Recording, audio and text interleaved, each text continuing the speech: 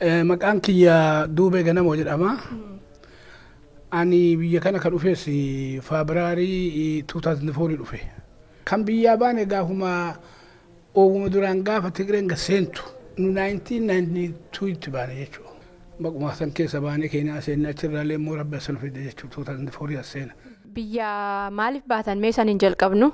Biyya wanni baay'eef maatii makeenya rakkinuma amma waa'ee biyya keenya keessa deddeemuun ijoollee hedduullee ilmaan hedduullee ta'uunirraa hidhanii tuunirraa ajjeesanii ilma kiyya guddaa eda'oo jedhama normatti dhufa seenaniiti biyya Arsii Kofalee keessatti isa barbaada dhufanii isa Buulloo kan jedhamu hidhamee Buulloo sun bannaan eda'oo kana mana jirana bira utaalee Buulloo kana waamichaa fi gaafannaan Buulloon asin dhumne hidhaa beenu hidhaa jira isintu harka jira maaliif mana amma maaliif dhuftan jennaan gurbaa laga dutaalee dhahanii ajjeesan jechuudha.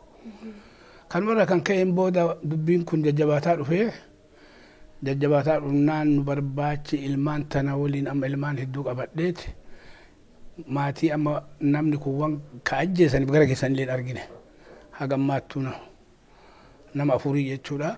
Mikan saniin kaanee gara naannoo Keeniyaa kanatti gara Booranaa keessa turree Booranaan karaa irra turree baay'ee hedduu karaa Sololoo kana jedhama lafti isaa rakkoodha karaa Marillee keessa babbaanee karaa irra Keeniyaa ayyuu hin geenye waggaa 2-3 karaa irra turre jechuudha. Tole egaa isinni mootummaan amma biyya bulchaa jiru kun biyya seenurraatti dubbiin kun nan ka'ee mucaan illee sin jala ajjeefamee sababa siyaasatiin baatan. Mee siyaasni biyyaa yeroo sanitti haala jiru na yaadachiisa. Haalli gizee sanii gaarii ture akka dhufeen. Booda duubatti laaffisi dhufnaan nama dhufanii wal xoqqomuu safaratti ollaa keessa deemanii wal himuun dhufee wal himuu kanaan booda humni namaan dhabamee gara dheefaa biyya bootti kaane jechuudha. Qabsoo yeroo san naannoo keessan ture keessatti gaheen keessan maal fakkaata ture? Maaliif ijoollee keessanoo barbaadan? Hirmaannaan ijoollee keessanii maal fakkaata? Gurbaa kiyyatu achi keessa ture jechuudha gurbaan tokko. Waa'ee baawwa kana keessatti turanii gurbaan kun booda qabamanii hidhaman. Karaa baalee kana keessatti hidhamee achi hidhaarraa dhufee hidhaa achi amma mana hidhaasanii ammas cabsanii baane. Isaan akka jedhan baanii ammallee gara keessan dhufe jedhanii gara nutti dhufan jechuudha.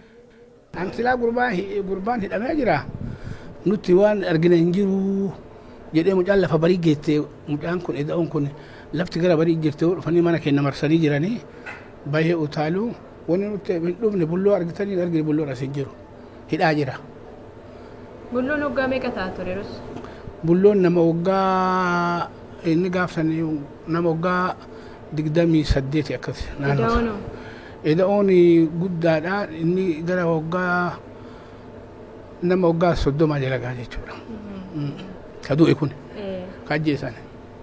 Akka abbaatti isin ijoolleen ofii tokko hidhamee tokko immoo dhabamee tokko immoo nama funduratti ajjeefamuun maatii akkanatti diggamuun kun biyyaa bahus suni qeheen keessan akkam jiraam?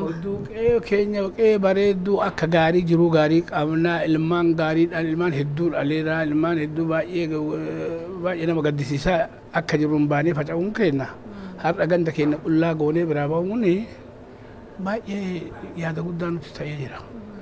Hadha maatii keenya dubartii teennaan gargar facaanee haati gariin achitti haftee garii bakka jirtu hin beennu har'a ganda mishaa ganda kabajaatti qabnu ganda akka gaariitti nu beekan ganda ibalu jedhanii nuun himan sani har'a wanni sun dhabamuu isaatiif waan haga ammaallee xaarree wanni mul'ataallee dhabamuun isaa gaddisii maatiin keenyas akka Oromootitti illee Oromoo walii dhiyaachuu walii galuu wal fixuu wal jibbuu wal haasaa walitti amma baay'ee nama gaddisiisa jechuudha.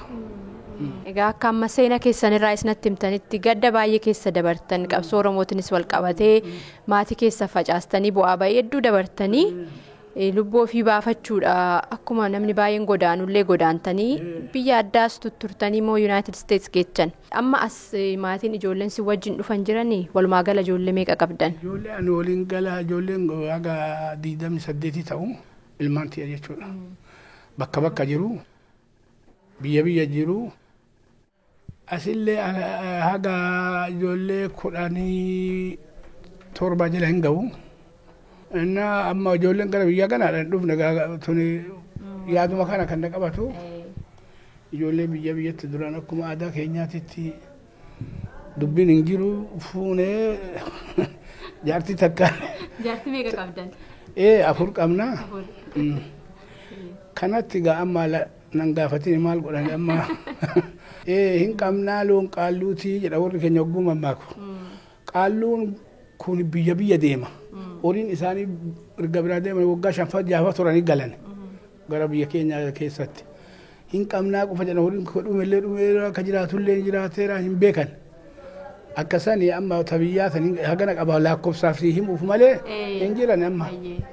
Ulfaadhaa fayyaa ta'a. Galatoomatillee waan dhuftanii gaafataniif ulfaadhaa jajjabaadhaa.